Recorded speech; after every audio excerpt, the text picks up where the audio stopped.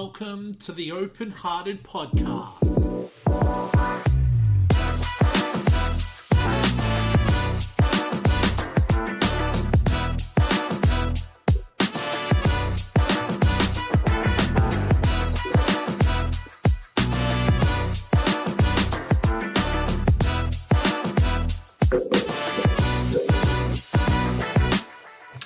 Hello and welcome to another episode of the OpenHearted Podcast. I'm your host, Will Wheeler, joined with my main man, Photon John. What's going on, Kev? Not much. Just recovering from a birthday weekend. How about yourself? Was it your birthday? I think I wished you happy birthday, right? Yeah, you did, yeah. Damn, man. Oh, nice. The big 2-5. So, yeah. I'm 21 twice over. Yeah, cool. So did you end up going out and doing anything? Just had dinner with friends. Meant to be a quiet one, but with my friends, that's crazy. Oh well, your birth date only comes around once a year, man. So you might as well make the most of it, right? Nice. But I tell you what, we've got a really awesome guest coming on today. Really awesome topic. What we're going to be covering. We'll call the guest up in a sec, but we're going to be talking about overcoming barriers from no GCSE to a master's degree. And just for any Australian listeners out there, I'm assuming a GCSE is like your ATAR OP equivalent to what we have here in Australia type of thing. So, Kev, did you want to call up our guest so we can get stuck into this plan? Yeah, so today we're talking to Keisha Adair Swaby. Hello. Yay. Hi. Keisha, how are you? I'm good, thank you, guys. I'm really good. All the way from Manchester in the UK. What a pleasure. And like we said, it's, we've been sort of connected for a while, and it's good to be touching base. We had a bit of a scare at the beginning. We had a message. You were saying that you got the times mixed up. Probably an hour before, I thought that you had to get the kids off and you weren't able to make it. I'm thinking, oh my God, we can't make it. Well, we organized this, but we're here. We're ready to rock and roll. Yeah. But you know what? Sometimes this is my greatest fear, especially when you are dealing with people from all over the world. Time differences and all that can be so tricky to juggle, but let's get stuck into this. But before we do, I might just do a quick shout out, what we normally do. So for anyone listening today, please subscribe, like, and follow to all of our social media platforms. We're on TikTok, Facebook, Instagram, Twitter, Twitch, YouTube, LinkedIn. And please subscribe to our openheartedsociety.com website, where we've got all of our past and present podcasts and blogs there ready for people to check out. So let's get stuck into this. So, we're talking a little bit before. Before we do say anything, we've just got someone giving us a shout out, Carlos. Chiming in from Denver. Awesome. Good to see you, Carlos. I hope you enjoy the podcast today. But more than anything, you've got a fantastic story. And we'll hear more about that. But please share with our audience a little bit about yourself. Okay, so I'm Keisha. I live in the UK, Manchester, and I've got 4 children, married, and came to the UK at the age of 14 to sort of in search of that streets that were paved with gold, and obviously it's not. So I now live in the UK, and it's been a journey and a half from where I'm going to delve into a little bit more later on in regards to all the challenges and everything that I've done to overcome all of this and where I'm at right now. So yeah, that's just me for now. Nice. You said that, you came to the UK from Jamaica, and you were like, oh, yeah, to see the streets of gold and stuff like that. How much of a shock was it? Was it a bit of a shock when you got to the UK and it was like maybe completely different to what you would imagine in your head? I'm so glad you asked that, because growing up in Jamaica, I've only ever seen like we used to get these postcards. My grandparents used to get these postcards from their children that lived in the UK, and it always had snow covered, and then that little bird, I don't know what that bird's called. It always comes out at Christmas, the little ones. And I've never seen, so when I came and I saw that there was dirt, I was shocked. I really was shocked, because I didn't know what was below, and I've always heard that the UK streets are paved with gold, but But you know what really blew me when I first moved to the UK, going back about 15 years ago now. I think the big thing is, especially on TV, you're seeing, I don't know, say the royalty, for example, you're seeing all this flash and all this type of stuff. So you see a lot of that. But what blew me, and I suppose that was the interesting part of moving over there, was seeing what you don't see on TV. So, especially when I would go to different parts of the UK and you're going into maybe lower socioeconomic type of areas, one thing that blew me away was, say in London, you'd have some really rich areas, then right next to that rich area was really poor. Massive contrast, I there's a massive contrast. And I was just the other day, I was talking to my husband about that, because there's this place here in Manchester called Worsley, and it's kind of called the Worsley Brow. And you come down, and then there's these amazing 6, 7, 8 bedroom houses, and then you drop down the hill, and then you see the terrace houses, and the difference between just that line, it's not even a line, there's nothing there.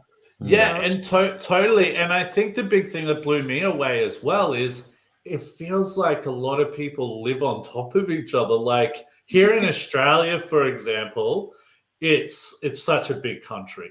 There is a lot of space and all of that type of thing, right? Yeah. And look, don't get me wrong, living in Sydney, it is, there is a lot of people living on top of each other, but that was what really blew me away when I first moved there. So I suppose that's a little bit about me. But I tell you what, like you said, you've got to really, we said that one. But more than anything, let's hear your journey. You've had some really, I suppose you probably had a few problems there, and you've really managed to really grow and develop into the amazing person you are and the work that you're doing today. So we'd love to hear about it.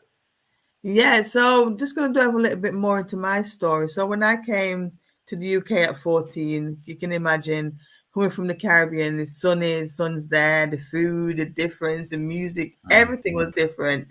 And I started school the September after getting here the June, and that was in the Midlands. So it was probably about an hour and 40 minutes away from where I am now. I'm now in Manchester. So in the Midlands, it was very different. My school wasn't very diverse whatsoever those days, 1992. So I got bullied really bad for the way that I spoke, because I was a new girl coming from Jamaica. So they want to hear my patois, they want to hear my twang, and they try to get me to repeat certain things, and then they would laugh in my face. And then, it was a horrible time, and trying to get used to the system of the education, because what I was being taught in Jamaica was very different from what I came across in the UK. I mean, I knew nothing about the Industrial Revolution. I knew nothing about the coal mining system. And those are things I was being taught. And I remember sitting in the classroom and the teacher's talking, and I kind of was muted for a while, because I just didn't want to show myself up so that I could speak, and then they'd hear my accent again, and then it'd start all over. So I struggled in that school, just to cut a long story short. And I left that school without one single GCSE. I didn't pass anything. However, I was very determined, though, because I knew within me that even though I learned to read very late, very, very late, I was a poor reader. And I knew within me that I loved the English language. I just loved, even though it's really messed up, but that's not a show. I really wanted to achieve my English language. So when I left the Midlands, I came to Manchester to live with my grandma. And at the time as well, I had no status in the country. That, if you know what that means, I had no indefinite leave to remain, or I had no kind of, permanent residency there at the time. But I didn't let that stop me. I carried on. And I went on and achieved my English language. It was so amazing when I got my GCSE and C. And then I went into working for an organization at my first job there after leaving college. I also did some other vocational courses with that, went in that workplace, but I was always struggling. It's always something there. There's always that.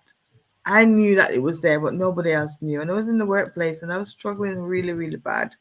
A lot of tasks, I was making a lot of mistakes and everything. And in a few years, 5 years into that job, I left that job and went into local government. And when I went into local government, I spent 12 years working in there. But that same struggle was there. I was struggling with a lot of tasks. I was reaching for promotions. Nothing was happening because every time I had an interview, there was a test attached to the interview process. And I struggled with maths in a massive way as well. So because what I didn't say earlier at the start of it, also going to school in Jamaica was very traumatic for me because, if you didn't know your subjects, you'd get beat in your hand. You'd get, Really? Wow. That's so, hectic. yeah, really developed. Until today, I have a massive thing about maths and numbers, but luckily it's not in my children. They're really, really good at maths. Yeah, crazy. So is it still like that over in Jamaica that you know of? No, you're not allowed to capital punish anybody's children anymore. No. Yeah. Oh, it's just the reason why I ask is say like here in Australia we've got like the Pacific Islands and stuff like Yeah. that, and I often see things on like social media and that, and like you've got a lot of boarding schools over in the Pacific Islands, Yeah. and sometimes if like the young kids are playing up, the older boys are able to give them paddles and that. And I'm like, Right, oh okay. my God, like that's just hectic type of thing, like 80s type of stuff, or even before then type of thing. Yeah, I avoided it because I was terrified of it. But when I first started school, that was still a thing in Australia as well. I remember a few of my friends getting caned. They were allowed to get you across the knuckles with like a ruler. Yeah, it's not her hand, the middle of her hand. Yeah. Crazy. It's hard to think of these days because it just doesn't, it doesn't exist. Human rights. Yeah, totally. But sorry, you were saying about being at work and all of that type of stuff and struggling with math and all that. Yeah, so in the workplace, I mean, I had amazing amount of skills in regards to the networking and negotiating because being neurodiverse, as you know, Will, we have so many amazing skills that overcome the challenges that we may have of being neurodiverse. And I was struggling in the workplace so much. And in 2016, because when I came to the UK, my grandma, bless her soul, she's not with us anymore, but she used to take me to family member houses and stuff. And I always see the picture on the wall of them wearing that cap and gown and, the whole, yeah.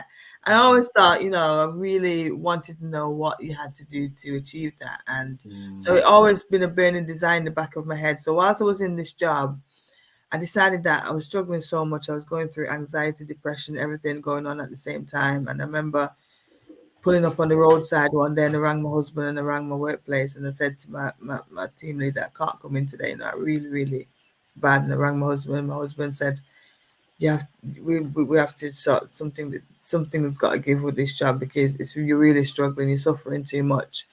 And I made that decision to leave the job in 2016. And then when I went into studying, well, that the next part of the story will start. We'll talk about that later on, but that's when everything changed. Yeah. Wow, crazy. But so you're talking about how you saw, in a way, you could see your goals up on by seeing past family members and all that, and it's like, man, I want to work towards that, which is, I think that's really important for young people to see. I remember when I was younger, I think probably one of the things that really helped me was my parents would often they would. So I don't know if you know who Kerry Packer is, but Kerry Packer is he was a big billionaire who owned Channel 9 and started the one-day cricket here in in the world. He'd have the West Indies coming over to Australia and playing. He started all of that.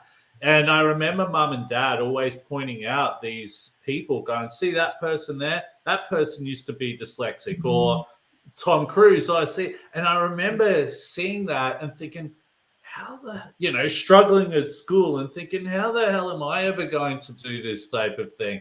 But, sometimes it's so important to have those things to work towards and visually see to be able to help you to get towards that.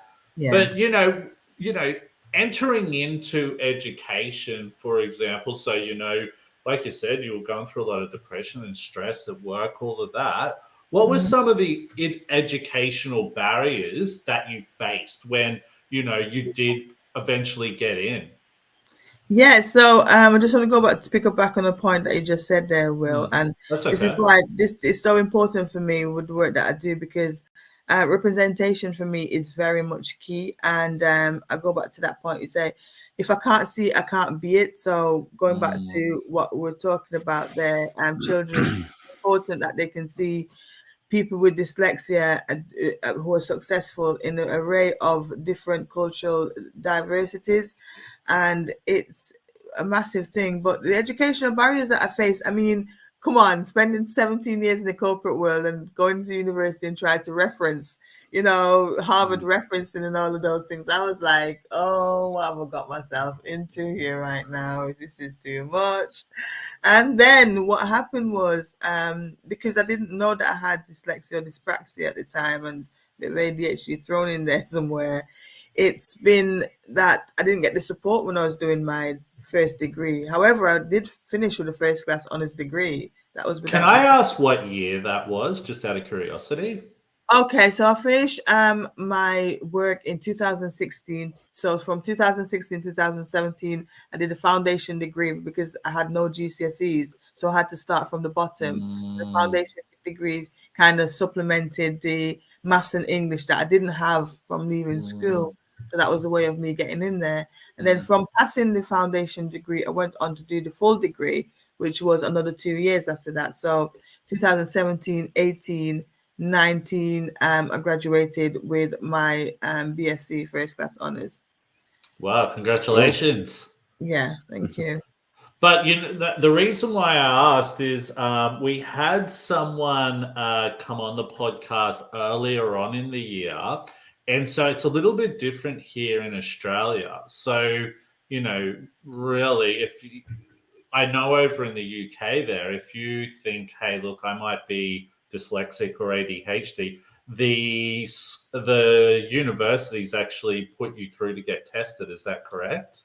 Yeah, what happened to me was, it is a story and a half, and people who, I hope you're going to buy the book, because you'll know a lot more from reading my book. I don't want to give away too much, actually. Yeah, that's because cool. You really need to find out more about the story in a deeper context from the book. And the book is like an educational tool. So,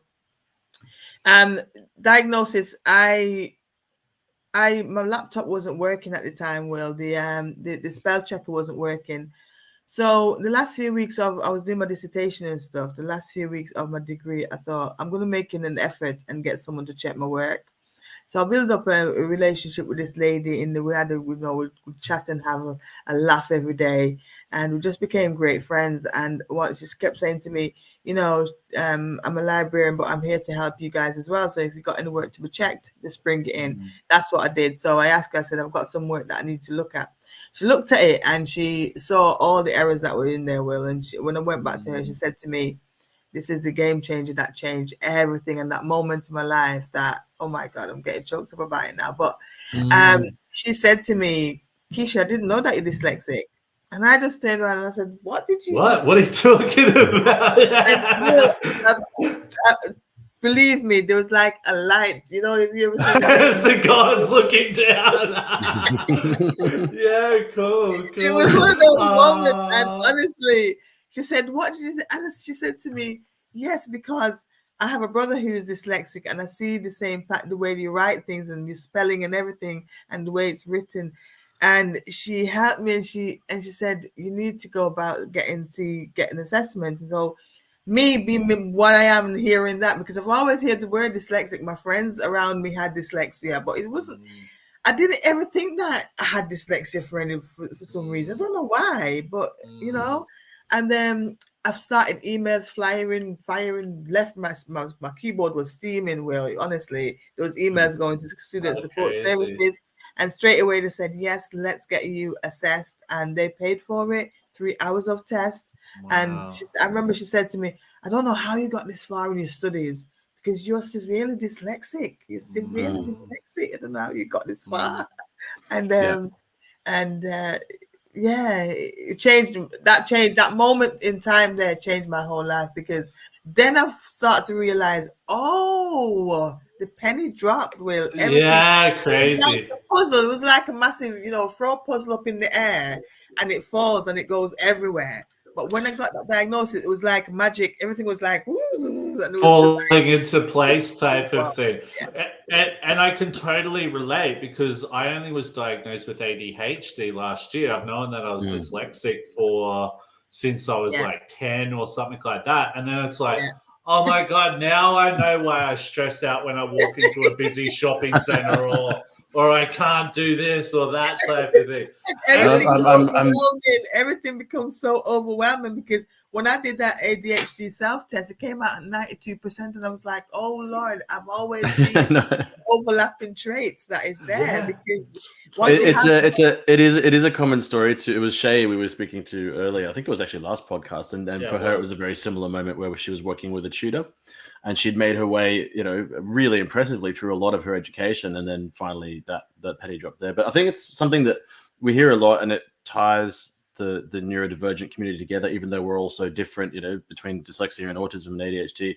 We all tend to have that moment when we realize, or when we get diagnosed, and it is emotional, because your whole history suddenly makes sense, and then as you discover more about it, it makes even more sense. And then you learn tools to deal with it. I'm the same as well, almost. I'm currently in the process of getting diagnosed as ADHD as well as autistic, and I was the same as you. I have friends obviously who are ADHD. It just never occurred to me. I never looked into it, and now that it's been suggested to me, I'm looking into it and going, okay, now that's the last little puzzle piece.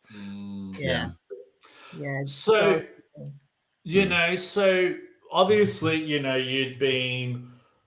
you found out something that you probably didn't think in a million years you would probably that. It was probably a bit of a shock, all of that type of stuff.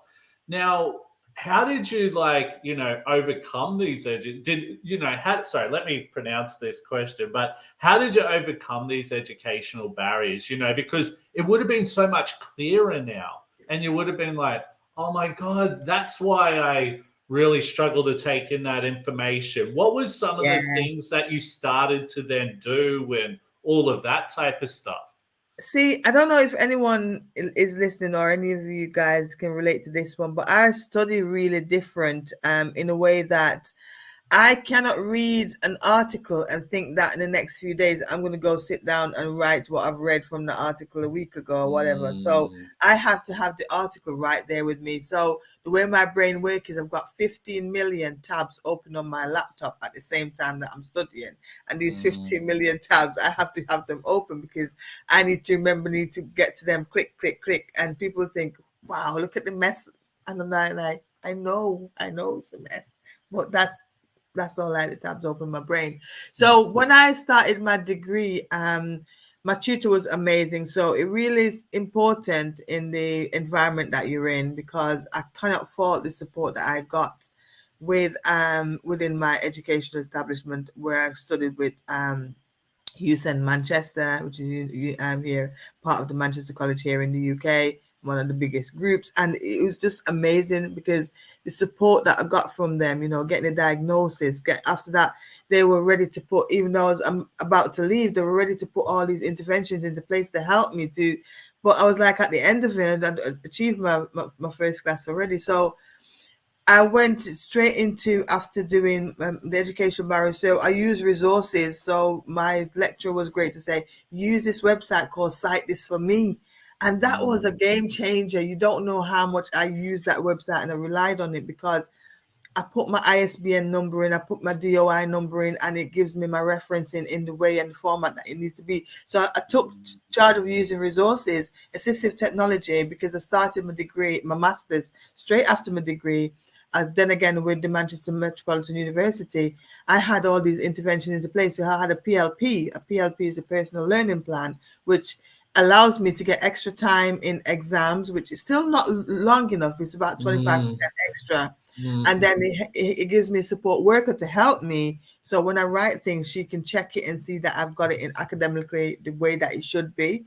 So I use the resources, and also in the classroom, I use assistive technology where I had my laptop in the lecture room. It's recording everything that the lecturer is saying, and it's slide by slide. So later on, everything is there. I can just go back to it if I need to make notes or whatever, because one of the hardest things that you can ask someone who's neurodiverse or dyslexic or whatever is to be in that classroom and sit there trying to copy from that board, and the lecturer wants to move on, and then you feel like you're holding up the rest of the classroom. So the lecturer, and you're afraid to say anything. Yeah, you're afraid to, yeah. You don't. It's like you don't want everyone to look at you and be like, "Hey, what's going on?" Yeah, totally. I do remember the teachers being quite condescending to the kids who would fall behind. Yes, because it's slow. You're seeing it's slow, and it's the way we process information. So we're copying it from the board. Because another big thing with me is I cannot write, handwriting, and this is a big thing. Handwriting, I don't write in uppercase, lowercase. I can't. So I write everything in uppercase, because my brain won't switch between as fast enough to write. If I'm writing Keisha, it has to be all uppercase in all capitals. Interesting. But do you know what I found? And I think a big thing that you find with a lot of neurodivergent people is that sometimes we're afraid to ask questions, right? Yes. And I believe, and this is this is just my theory. It's not tested or anything like that. But I remember when I was in school, if I didn't know something, can I ask the teacher, "Hey, what do you mean?" And they'll be like, "What do you mean? Haven't you been listening? Yeah, you've been staring out the window." So obviously over time, you get it. You think, okay, well, if I ask a question, I'm going to get in trouble. Do you know what I mean? So why would you ask a question? And this is the problem. We're asking questions because we're trying to clarify what the hell you're saying.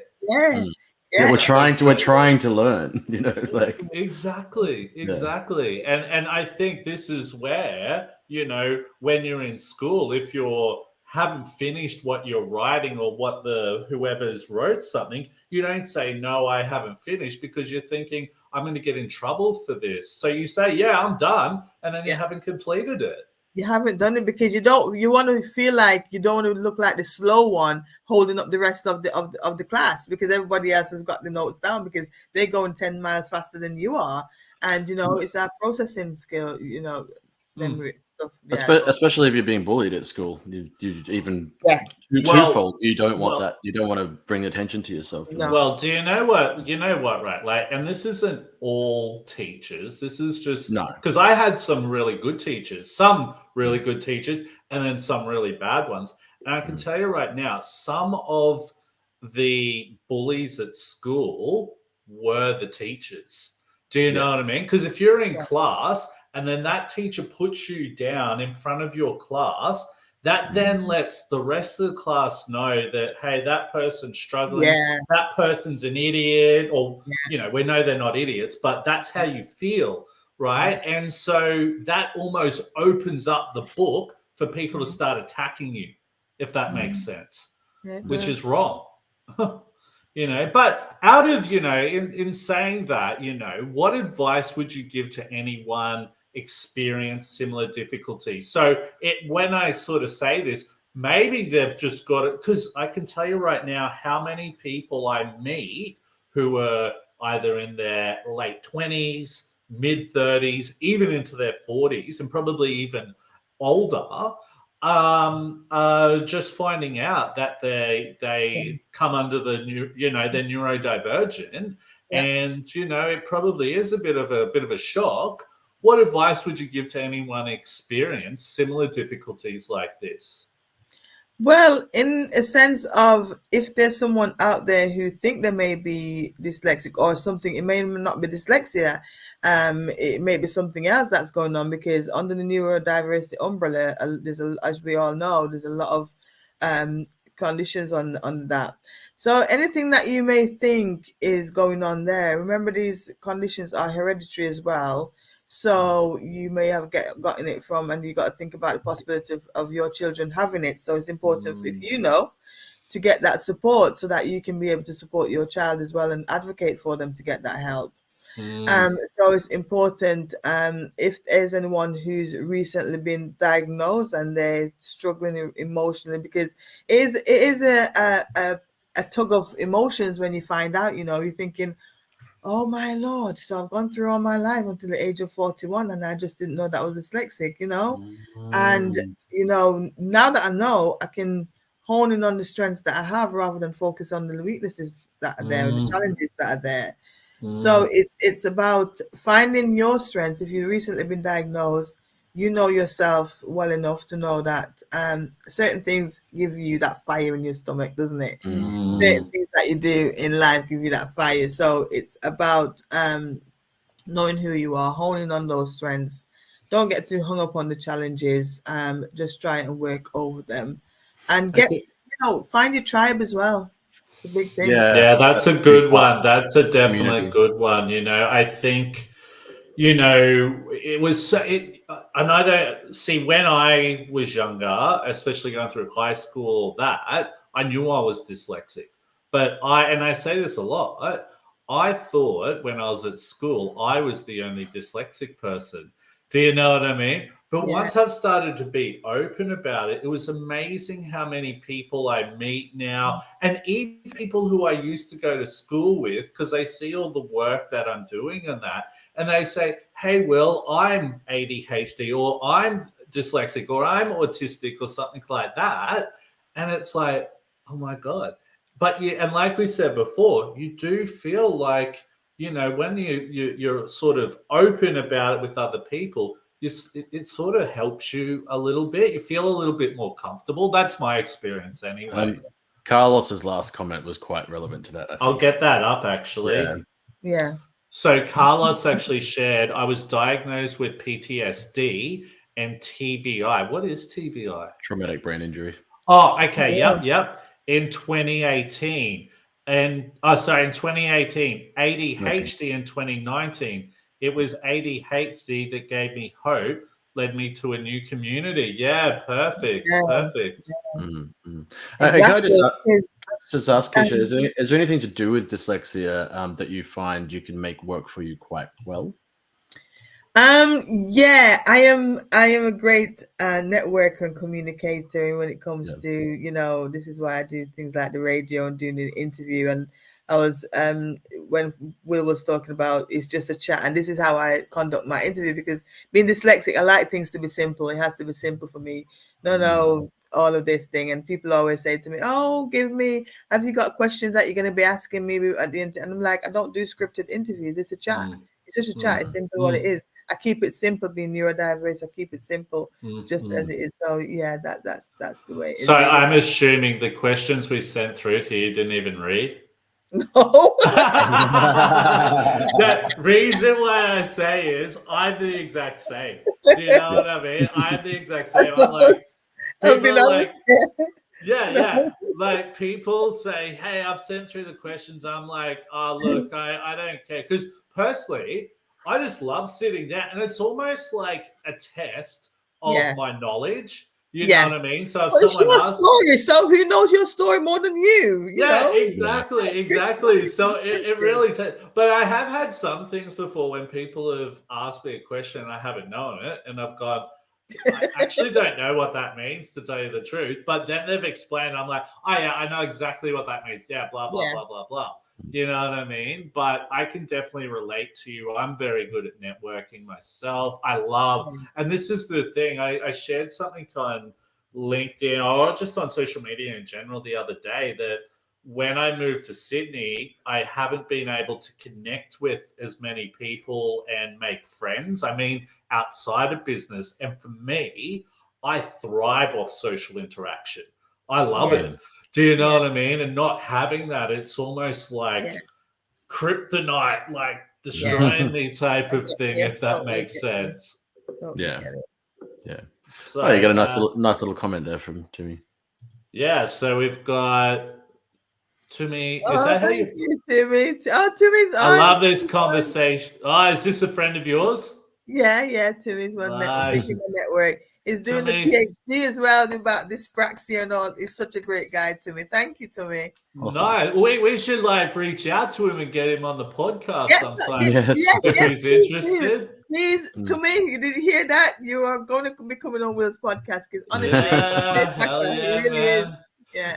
You know what we've actually found, and it hasn't been like we planned it this way, but most of the people have mostly been females so far that we've had. Nothing, you know, so it's sort of like whenever we see some guys and all that, we're sort of like, man, because I think we sort of thought that maybe guys might be not as open to share type of thing. That's what we were worried about. Reach out to Alex as well. Alex will happily come on here because Alex has done stuff with Matthew Head. Alex Olanja, I can never remember how to pronounce his name, but I'll connect you anyway, Will. You probably already connected anyway. I think you are connected. I could be, I could be, but we were sort of like, man, it'd be cool to get a few more guys, but it's just sort of like Alex, we reach out to people. Benjamin is another guy who'll be happy to come on here as well. Who's in my network. He'd be amazing to come on and talk about his story. I'm preparing my application for my PhD. Oh, good luck to you, my man. I hope it goes well. Awesome. So, what were we up to actually? So, we've said, what advice would you give to anyone? So, if we have a look at what sort of training do you think might benefit neurodivergent students prior to study to ease the journey, like, you know, and I think when we were sort of putting these together, we were sort of like, you know, some people go into, say, a workplace or even education, and someone's like, oh, you're dyslexic, what do you need? And sometimes those people actually don't know what they need because that's why they're reaching out to say, hey, I'm dyslexic, because they're hoping that person might be able to understand and be able to support them. So what type of training or something would some people like probably would be good for them to have going into extra study there? Yeah, things like knowing how to organize themselves and you know, we have a tendency because things are overwhelming, and this is from my point of view, my lived experience, not necessarily for anyone else, but myself. But I find that as a neurodiverse person, dyslexia, I can procrastinate quite often because I'm overwhelmed by what I need to start on. So I look at the assignment, I look at the brief, I look at the information, and I've got to sit there and we've got to decipher the first question out, and then I look at it, and then I've got to think about, I've got to go and do the research to do all of this now. So I think students would benefit from knowing how to organize themselves in a way that is going to be good for them personally.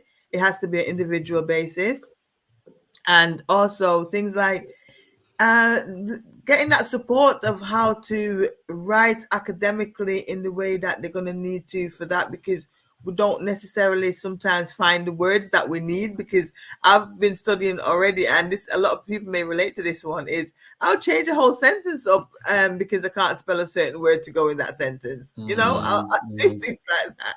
So it's having that support and having the resources as well, use of assistive technology, train them how to use it properly and effectively. Don't just give them like well, here in the UK, they are really good actually, because they will come to your house. I remember them coming out to my house to train me on how to use the assistive technology. So make use of that and get as much training as you can, and also learn how to kind of keep track of what you need to be doing and get that support from your lecturer as well, or have that network around you in your student community to say that have a student body as well. You know, someone who you can go to and say, you know, I've got this assignment question, but I'm really struggling with the way that I need to be formatting my answer to this question. So get that support, that help is very important. Interesting you say about the changing of the sentence and stuff, because I know that's a coping I do it all the time. It's a coping skill for people with stutters as well. If they're starting to hit a wall, they just change the way that they're saying. You know, and I really like the part that you spoke about, you know, just having a support network or something about a certain question. I think some of the hardest things was when I was studying was you have a question, you go and ask about that question and you go, oh, okay. Then you go on to the next question and then you're like, holy crap. Oh, what do now? I'm on the next. You know, then you feel like you're going backwards and forwards type of thing. And being neurodiverse, we're so critical of ourselves. So we're a bit reluctant to show our work to people because we're going to be criticized of the way we wrote that, or the way we spelled that, or the way the whole formatting or something is. So we can often struggle on our own without asking for that help. And that's so important, because hadn't I asked Leslie, let's look at my own story, my own scenario, picture the other way around, where hadn't I asked Leslie for that help with my work, you know, that possibly I could still not have been picked up, you know? True. Yeah, that's it. Yeah. So, well, you know, it was funny because probably our listeners have probably heard me say this story a lot, but the only reason I was picked up for ADHD was when I released my book. I had a friend of mine read it who is a psychologist in like neurodiversity. And she's like, well, reading your book, it sounds like have you ever thought that you might be ADHD? So I went and got tested and it came back I was ADHD from her reading my book. So what was it that was reading? What was in your book that was turning into well, if I think back to it, I think there was a lot of stuff I shared in the book about how when I'd go to the shopping center, I found it really, you know, frustrating, overwhelming. And stuff like that. Yeah, overwhelming. I found that when I was in class, I would spend a lot of time just looking out the window and couldn't, you know, I just. You know, little things like that, struggling with depression and anxiety and all of that type of stuff. And that's where she's like, yeah, I think you come in. She's my friend. So she was like, come on in and we'll get you tested. And it came back. I'm very hyperactive. But that's the thing as well, right? Like you spoke about how, like, you know, you didn't know you were dyslexic. And I think sometimes when, especially with my ADHD, when I used to think about ADHD back in the day, I would think about some crazy kid running around as if he'd been drinking red cordial or on lollies or, you know, like, but I wasn't like that. Do you know what I mean? And I think sometimes the perception of what, say, dyslexia is or ADHD or even autism as well isn't what society makes it out to be sometimes, if that makes sense. But that's really the core of this whole conversation, I think, is you know, and it leads well into the next question, I guess, is education of the general society as well as educators themselves. I love that in recognizing this.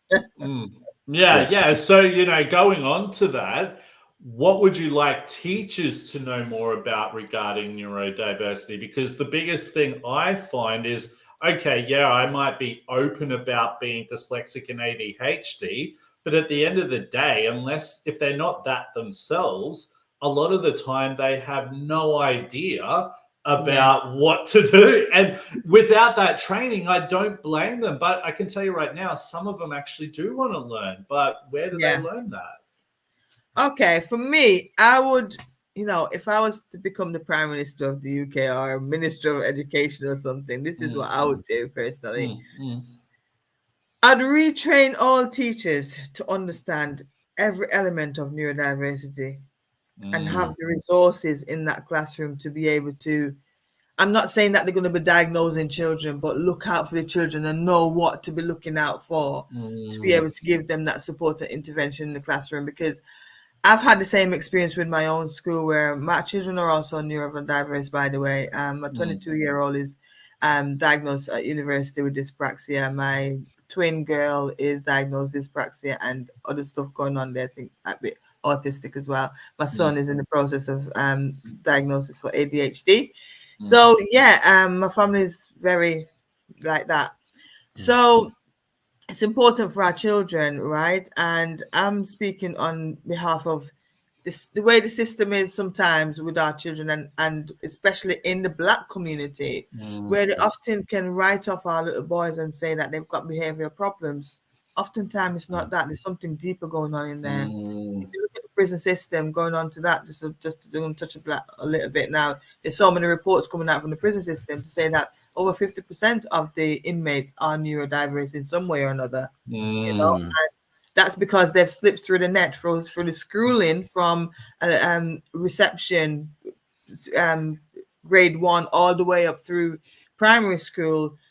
Gone through that, slipped through the net there, gone straight into secondary school, slipped through the net there, completely end up now getting to that 16-year-old frustration years of that teenage part of their life, and then they end up wrong when then they end up in the prison system. That is happening quite a lot. So this is why it's so important that our teachers are fully equipped and understand how to be able to support them and identify it so that they can get the assessment that they need to go on to get the support and the intervention in the classroom, whether they'll be going to secondary school or primary school, especially into college. And then when they go to university, be able to access all the amazing support that's there. We have something here in the UK called the DSA, which a lot of people don't know about, which is a disability student allowance, which when you start university and you got that piece of paper to say that you got dyslexia or dyspraxia or any of these learning differences, you get access to that support that's there with assistive technology, equipment, support worker, PLP, university support, you know. So it's important that our children are getting diagnosed at a very young age as much as possible. You know? Yeah, it needs to be embedded rather than just teach them a bit. I think it needs to be embedded into but we shouldn't have this system. We shouldn't even be having this conversation, because everything in society should be so in the way of the neurodiverse way, because it makes sense. You know, we shouldn't have we shouldn't have schools that are just dedicated to dyslexia, because that's how the whole teaching system should be conducive, so that everyone can understand. Because even if you're non-neurodiverse, you can understand from a dyslexic point of view the teaching. It's simplified a lot of the time. Simplified, exactly.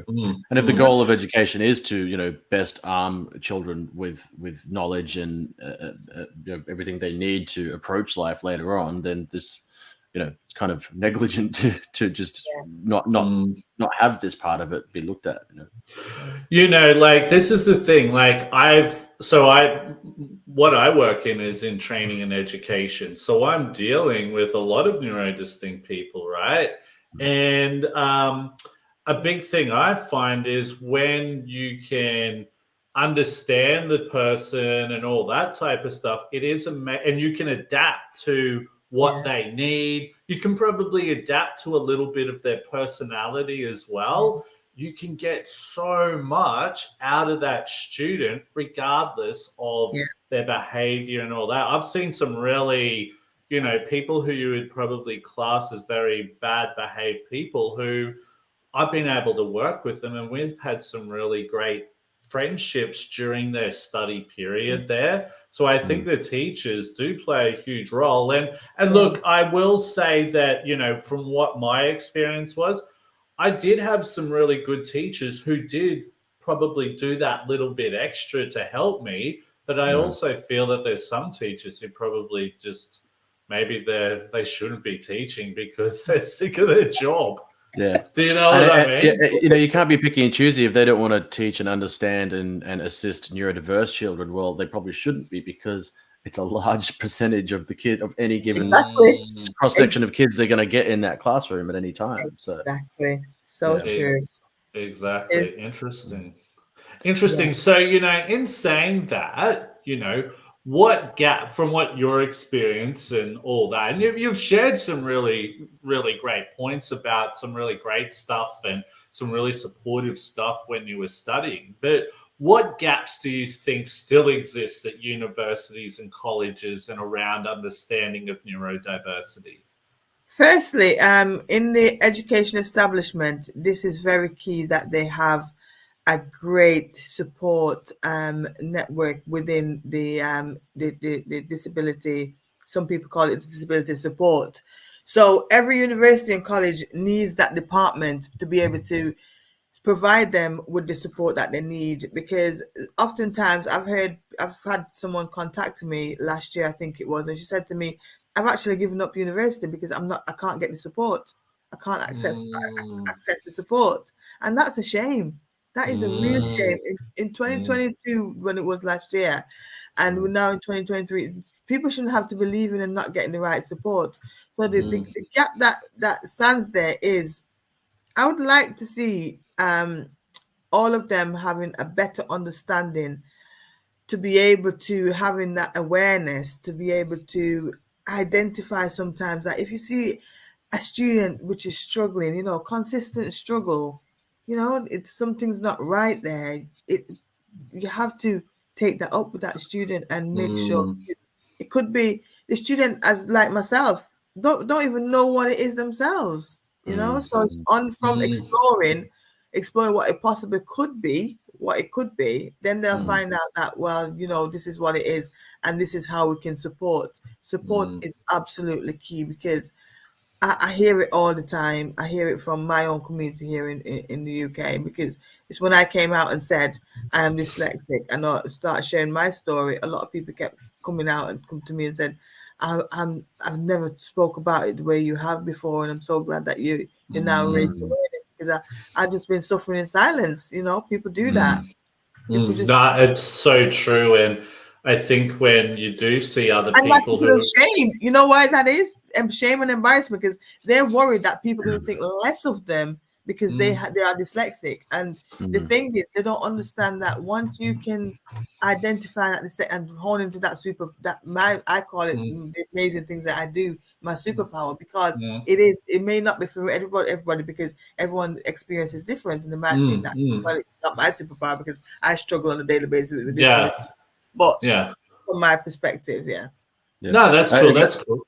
If I could just throw in a point on the gaps as well. In Australia, we have something called the NDIS, and it on paper, and when you're on it, my sister benefits greatly from it. It's one of the most amazing disability support programs I've ever seen. But getting onto it is the problem. Ridiculous. It could be helping so many more children, especially with their education. There's so much support. Can't access it. It took Very us. difficult. It took us. Mum might correct me, but I think it was at least a year, if not two, just to get my sister on there, and she is very visibly challenged in some areas, and it really doesn't obviously even cover. It doesn't It's- even cover a lot of the stuff as well. So it doesn't cover dyslexia or ADHD. It's only really autism. So if you're dyslexic and ADHD, see you later. You know what I mean? It's completely different here to the UK. Fingers crossed, though, they're looking at putting ADHD on there. Yeah. So why dyslexia is not on there, I have no idea. I mean, Well, I was amazed to see. To better, when it comes to, like, we've got a service here called CAMS. Yeah. And you're looking at a 2-year waiting list. Yeah, it's ridiculous. Well, here in Australia, just to get tested for ADHD, we're on like 2-year waiting lists. And a lot of the time, we're now hearing of a lot of women who aren't able to get diagnosed because it's getting passed off as something else. They've taken them 9 times sometimes, and that's just ridiculous. Yeah. And I got to say, this podcast and the previous one, and I think we've done a few more on dyslexia, I feel for you guys, because, I mean, the percentage of neurodivergent people who are dyslexic is huge. And the conversation around it, even though like I've been aware of it my whole life, and I feel like it's been known about longer in a public sense than say ADHD or autism in a bigger sense. The conversation seems a little behind. It's kind of sad. I think we really need to push it out there a bit more. Yeah. Yeah. Yeah. It's hard to Really, yeah. explain. It's Yeah. hard to explain because Yeah. yes, that's true. You know what I mean? But it's like Yeah. you can, and like you like I'm sure you're the same, that you put in so much hard work, and then sometimes you feel like you're not making any leeway, but you are, and it's just so difficult sometimes, especially when the government, say here in Australia, isn't even listening. And it's like, yeah, okay, we've got a lot of stuff happening here, but this is a big problem just as well, you know? But stuff like that. But anyway, we're getting close to the end here. You know, you've got some really cool news happening with your book and all that. So for anyone listening and all of our listeners through our podcast and that, can you tell us a little bit about your book? We don't want you to give it all away, all right? Because we want people to buy it. And how can people get in touch with you and follow you and all of that? So as you know, Will, I'm the LinkedIn queen. So LinkedIn is a place where I have my tribe of network, amazing neurodiverse people. So anyone who wants to connect with me can connect with me on LinkedIn, which is Keisha Adair Swaby. I'm sure we'll put out the details and you'll be able to connect with me that way. I mean, the book now is about my story. So coming from Jamaica, so it shares my journey coming from Jamaica, coming to the UK, all the challenges that I encountered on my journey. Talked about my family, talks about me studying, me in the workplace, talks about parents, what parents can do to help their own children, to support them, what universities can do. So the book is more like a toolkit, really. It can help everyone. There's something in there for everyone, because even if you're not neurodiverse, you just want to know more about dyslexia, I've got it So all. You could be a teacher, for example. You could be a lecturer, you could be a parent, you could be, so the book is an all-rounder for everyone. And if you want to get the book, please don't order through Amazon, because I really don't get anything much back from that order. So if you want to connect with me, and I will send you a personalized link, and from that personalized link, you'll be able to get a signed copy from moi, obviously, a signed copy from me. And I just need to work out how much I need to add on there for Australian postage if anyone is on here listening in Australia and want a copy of the book. And it's also available, possibly for hard copies. I definitely advise you to get your signed copy from myself. However, if you wanted to access it like on your, I'm not going to get anything much from this either, but it's there on Kindle as well, so you can read it on your device. And I don't mind if you're going to do that, but I'd like you to have the physical book in your hand, where you can, I like to be able to put a post-it note to mark the pages and flash through the book. So the book is a great tool, and then you can pass it on and share it with others as well, for them to understand a bit more about neurodiversity. And you do plan to actually bring out an audio book later on as well? Yes, the audio is coming out. I'm just recording that this week, so the audio is coming out very soon, this month. Yeah. Awesome. You are awesome. You rock. Kev, did you have any other questions you wanted to ask before we close off? Does anyone listening have anything they wanted to ask before we close off? But Kev, you all good, my man? I am all good. Nice. But look, thank you so much for taking the time to meet with us today. It's been a pleasure to listen to your story and just have a chat. I think that's been the cool part, and this is what I love about technology these days. You can connect with people. I know. When I told my children, right, that I'm having a podcast today in Australia, they were like, "Mommy, you going to Australia?" And I'm like, "Do you know how far Australia is?" Yeah. I won't be back for dinner if that was. I won't be back till the end of the week. Australia's on my list of places to come, though, Will. So it's there. It's on my list. Cool. But one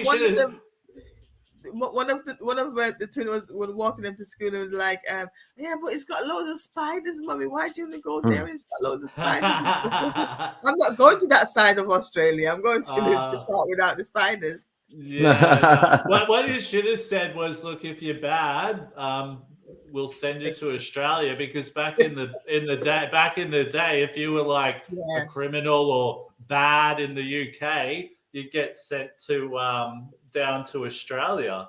You know what I mean? Because we're a penal. Yeah, didn't you know that? So I didn't know that. Yeah, so Australia was like a penal colony. Like a penal colony, and it was so the British found it, and then they're like, I think they had a big problem with overcrowding and all that in the UK. So if you stole bread or you were bad in the UK, they put you on ships and shipped you over to Australia to start a new colony here in Australia.